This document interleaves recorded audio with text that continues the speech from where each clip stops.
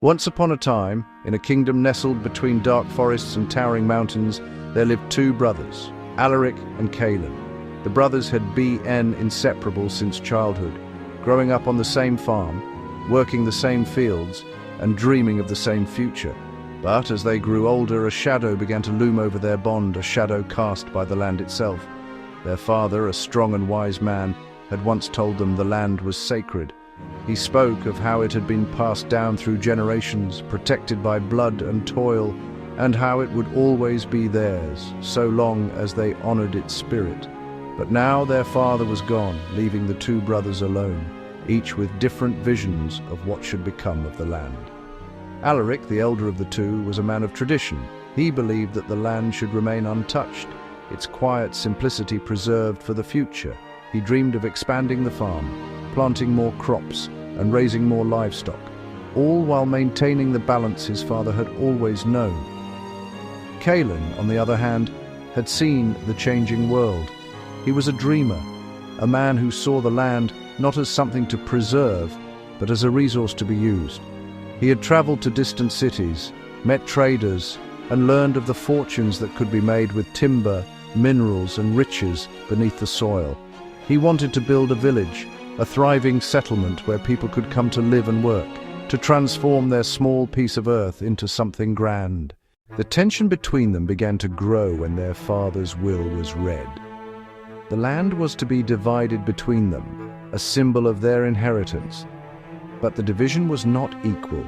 Alaric, who had always been content with the simplicity of farm life, received the land closest to the river, rich with soil but limited in resources. Caelan, more ambitious, was given the land that lay beyond the forest, untamed and full of promise. The two were now to fight for their inheritance, but the battle was not just over the land.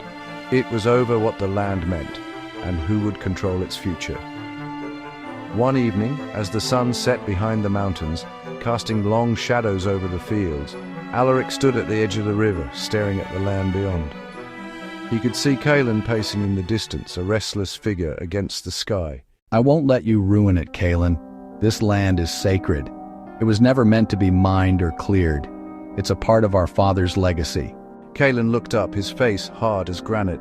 Your legacy, Alaric, is nothing more than a collection of dirt and sweat. You can't feed your future with the past. We need more than this endless field. This land is full of promise, but you refuse to see it. The words cut deeper than Caelan intended. There was a cold silence between them as the wind picked up, rustling the leaves of the trees. In that silence, the brothers heard something far darker, an ancient rumble from deep within the earth. The ground beneath them trembled for a moment, as if the land itself was awakening. Alaric took a step back, a chill crawling up his spine.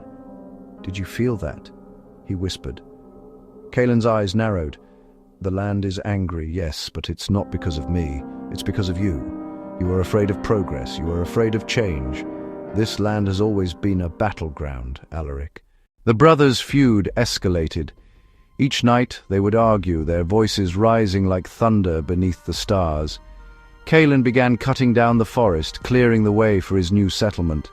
Alaric, in turn, would try to stop him, setting traps to slow down the progress, refusing to let Caelan dig into the earth. Then came the storm. It was a tempest unlike any the brothers had ever seen. The skies were dark as ink, the winds howling like the screams of 1,000 spirits. The rain came in torrents, flooding the river, pushing it beyond its banks. Alaric ran to the fields, trying to salvage what he could, but the river surged, pulling away the crops that he had worked so hard to grow. Caelan, too, was not spared. His land, where he had begun to dig into the earth for minerals, was torn apart by the flooding, the soil eroding away, taking his foundations with it. As the storm raged on, the two brothers stood in the middle of the chaos, staring at the destruction. The river had consumed both their futures, and the land lay in ruins, as though punishing them for their greed. In the heart of the storm, something changed in the air, something ancient, primal. The land was not angry with them for what they had done to it, but for what they had done to each other. Alaric and Caelan stood side by side, their quarrel forgotten in the face of the devastation they had caused. The land that had once united them now lay in ruins, and they realized that they had both been blinded by their own desires. They had failed to see that the land did not belong to them alone. It was a gift to be shared, protected, and nurtured, not a thing to be fought over. In the days that followed, the brothers worked together to rebuild. They planted trees to restore the forest, fortified the riverbank to prevent future flooding, and found ways to use the land wisely, not for their own gain, but for the good of all. The village that Caelan had dreamed of was built, but it was not built on the backs of the land's destruction. It was built with the wisdom that had been passed down through their father's legacy, a place where both tradition and progress could coexist. And so, the brothers learned that the land, like their bond, was something that could not be divided. It was a shared inheritance, a part of both of them. In the end, they realized that the greatest treasure they had was not the land itself, but the blood that ran through their veins, a bond that no